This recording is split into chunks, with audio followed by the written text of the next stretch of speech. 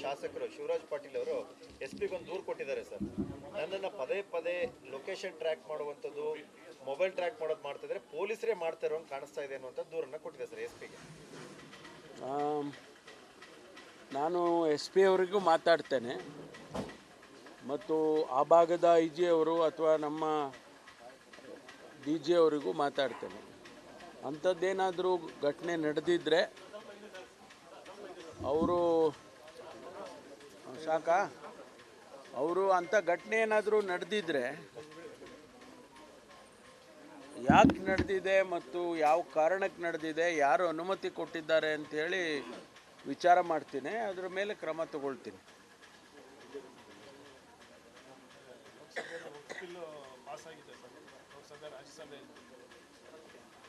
ನಿನ್ನೆನೇ ಹೇಳಿದೆ ಅಲ್ರಿ, 288 ಜನ ಮತ ಹಾಕಿದ್ದಾರೆ, ಪಾಸ್ ಮಾಡಿದ್ದಾರೆ.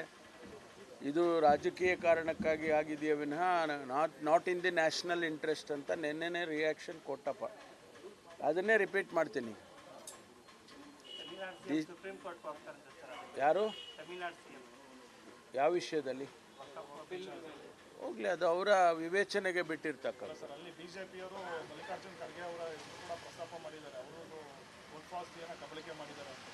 ಅದಕ್ಕೆ ಉತ್ತರನೂ ಕೊಟ್ಟಿದ್ದಾರಲ್ಲ.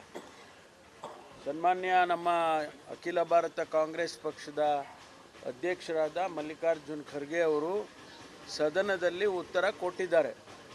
ಒಂದು ವೇಳೆ ಆ ರೀತಿ ನಾನು ಯಾವುದಾದ್ರೂ ಆಸ್ತಿಯನ್ನು ಕಬಳಿಕೆ ಮಾಡಿದರೆ ನಾನು ರಾಜಕೀಯ ನಿವೃತ್ತಿ ತಗೊಳ್ತೀನಿ ಅಂತ ಹೇಳಿ ಕೂಡ ಹೇಳಿದ್ದಾರೆ.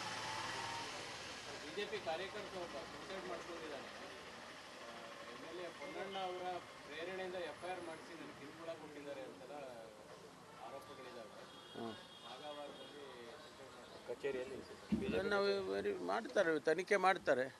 ಸಂಬಂಧಪಟ್ಟ DCP ಅವರು ತನಿಖೆ ಮಾಡ್ತಾರೆ. ತನಿಖೆ ಮಾಡಿದ ಮೇಲೆ ವರದಿನಲ್ಲಿ ಏನು ಬರುತ್ತೆ ನೋಡಿ, ಅದ್ರ ಮೇಲೆ ಕ್ರಮ ತಗೊಳ್ತೀವಿ.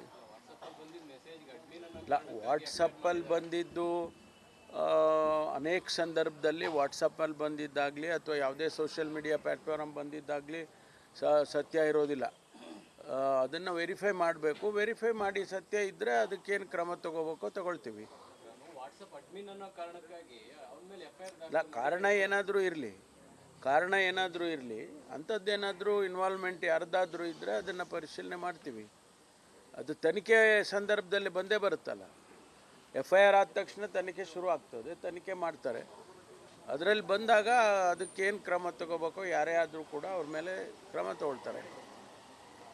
Thank you. ನನಗೆ ಗೊತ್ತಿಲ್ಲಪ್ಪ, ಅದು ಮುಖ್ಯಮಂತ್ರಿಗಳು ಆಮೇಲೆ ನಮ್ಮ ಅಧ್ಯಕ್ಷರು ಅವರಿಗೆ ಬಿಟ್ಟಿದ್ದು. ಅವರು ಅಲ್ಲಿ ನಮ್ಮ ವರಿಷ್ಠರ ಜೊತೆ ಮಾತಾಡಿದ್ದಾರಾ ಇಲ್ವಾ ಅದಕ್ಕೆ ಅದು ಗೊತ್ತಿಲ್ಲ ನಮಗೆ.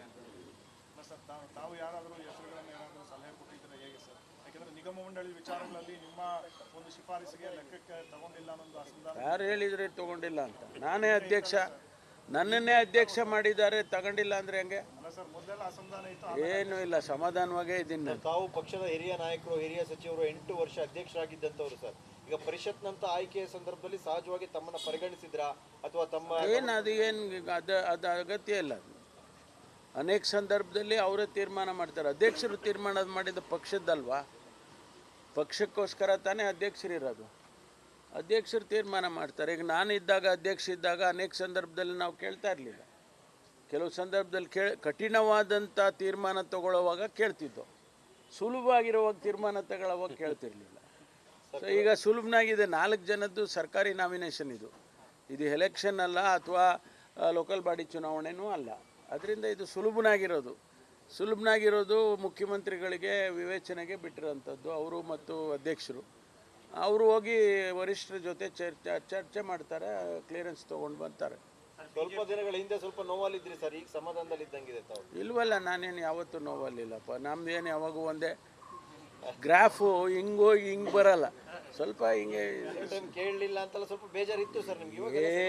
ನೀವು ಒಳ್ಳೆ ಕತೆ.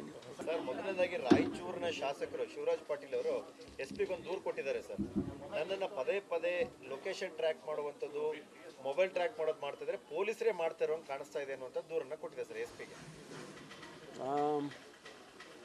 ನಾನು SP ಅವರಿಗೂ ಮಾತಾಡ್ತೇನೆ ಮತ್ತು ಆ ಭಾಗದ ಐ ಜಿ ಅವರು ಅಥವಾ ನಮ್ಮ ಡಿ ಜಿ ಅವರಿಗೂ ಮಾತಾಡ್ತೇನೆ.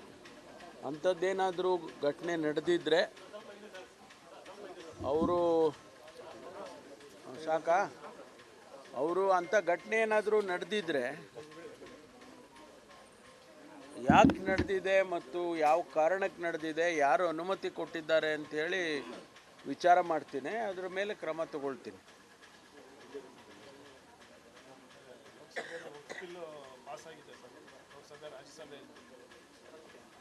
ನಿನ್ನೆನೇ ಹೇಳಿದೆ ಅಲ್ರಿ, 288 ಜನ ಮತ ಹಾಕಿದ್ದಾರೆ, ಪಾಸ್ ಮಾಡಿದ್ದಾರೆ. ಇದು ರಾಜಕೀಯ ಕಾರಣಕ್ಕಾಗಿ ಆಗಿದೆಯೇ ವಿನಃ not in the national interest ಅಂತ ನಿನ್ನೆನೇ ರಿಯಾಕ್ಷನ್ ಕೊಟ್ಟಪ್ಪ.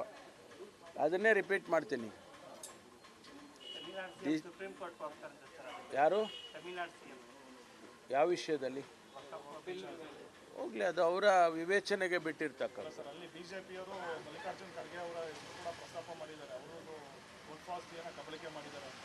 ಅದಕ್ಕೆ ಉತ್ತರನೂ ಕೊಟ್ಟಿದ್ದಾರಲ್ಲ. ಸನ್ಮಾನ್ಯ ನಮ್ಮ ಅಖಿಲ ಭಾರತ ಕಾಂಗ್ರೆಸ್ ಪಕ್ಷದ ಅಧ್ಯಕ್ಷರಾದ ಮಲ್ಲಿಕಾರ್ಜುನ್ ಖರ್ಗೆ ಅವರು ಸದನದಲ್ಲಿ ಉತ್ತರ ಕೊಟ್ಟಿದ್ದಾರೆ. ಒಂದು ವೇಳೆ ಆ ರೀತಿ ನಾನು ಯಾವುದಾದ್ರೂ ಆಸ್ತಿಯನ್ನು ಕಬಳಿಕೆ ಮಾಡಿದರೆ ನಾನು ರಾಜಕೀಯ ನಿವೃತ್ತಿ ತಗೊಳ್ತೀನಿ ಅಂತ ಹೇಳಿ ಕೂಡ ಹೇಳಿದ್ದಾರೆ. ಬಿಜೆಪಿ ಕಾರ್ಯಕರ್ತ ಒಬ್ಬ ಸೂಸೈಡ್ ಮಾಡ್ಕೊಂಡಿದ್ದಾನೆ. MLA ಪೊನ್ನಣ್ಣ ಅವರ ಪ್ರೇರಣೆಯಿಂದ FIR ಮಾಡಿಸಿ ನನಗೆ ಕಿರುಕುಳ ಕೊಟ್ಟಿದ್ದಾರೆ ಅಂತೆಲ್ಲ ಆರೋಪಗಳಿದ್ದಾವೆ. ಕಚೇರಿಯಲ್ಲಿ ಮಾಡ್ತಾರೆ, ತನಿಖೆ ಮಾಡ್ತಾರೆ.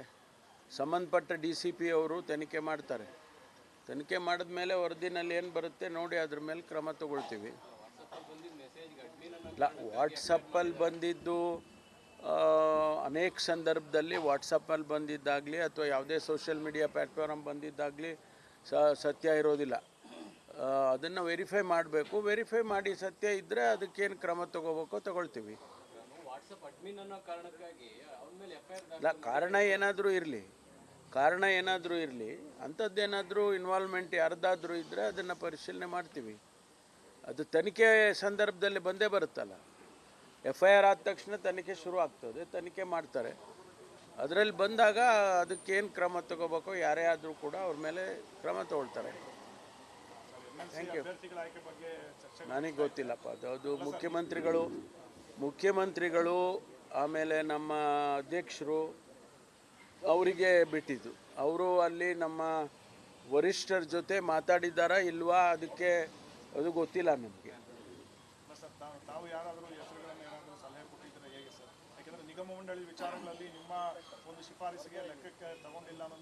ಯಾರು ಹೇಳಿದ್ರೆ ತಗೊಂಡಿಲ್ಲ ಅಂತ?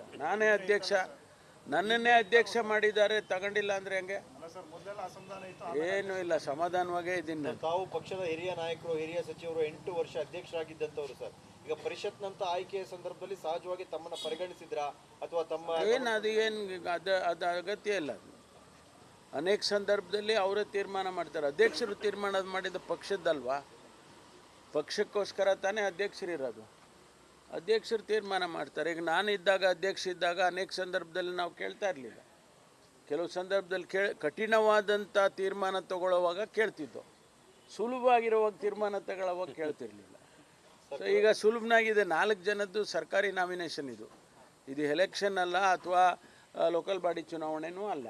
ಅದರಿಂದ ಇದು ಸುಲಭನಾಗಿರೋದು ಮುಖ್ಯಮಂತ್ರಿಗಳಿಗೆ ವಿವೇಚನೆಗೆ ಬಿಟ್ಟಿರೋಂಥದ್ದು. ಅವರು ಮತ್ತು ಅಧ್ಯಕ್ಷರು ಅವರು ಹೋಗಿ ವರಿಷ್ಠರ ಜೊತೆ ಚರ್ಚೆ ಮಾಡ್ತಾರೆ, ಕ್ಲಿಯರೆನ್ಸ್ ತೊಗೊಂಡು ಬರ್ತಾರೆ.